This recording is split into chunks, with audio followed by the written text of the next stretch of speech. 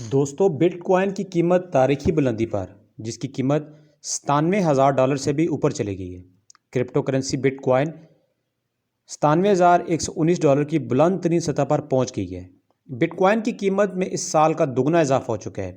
Media reports के मुताबिक ये इजाफा ऐसे वक्त में हुआ जब एक रिपोर्ट में यह दावा किया गया कि नौ मुंतखब अमेरिकी सदर डोनाल्ड ट्रंप की social media company crypto trading firm को खरीदने के लिए बातचीत कर रहे थे।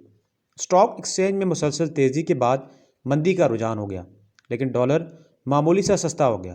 ताजरों को उम्मीद है कि नौ मुंतखब सदर डोनाल्ड ट्रंप की हुकूमत क्रिप्टो करेंसी के लिए एक दोस्ताना माहौल फ्राहम करेगी। क्रिप्टो मार्केट की कुल कदर $3 ट्रिलियन से तजावज़ कर गई है, जो कि एक रिकॉर्ड सतह पर है। क्रिप्टो करेंसी की कीमत में मुसलसल इजाफा होता जा रहा है और गुज़श्ता रोज़ बिटकॉइन की कीमत $94,000 की सतह पर पहुंच चुकी है, जिसमें मज़ीद भी इजाफा होने के चांसेस हैं। और पाकिस्तानी रुपयों में एक बिटकॉइन 2 करोड़ 70 लाख रुपए से भी महंगा हो गया है।